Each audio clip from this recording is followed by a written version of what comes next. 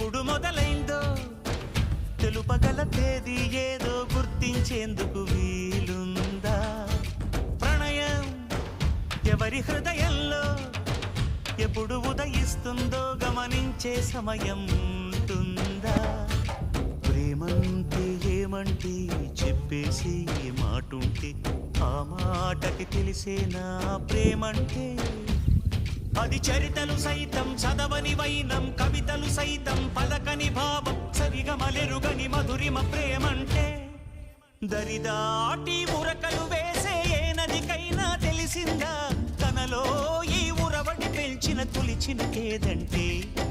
సిరిపై రై ఎగిరే వరకు చేనుకు మాత్రం తెలిసిందా తనలో కనిపించే కళలకు తొలి పిలిపేదంటే?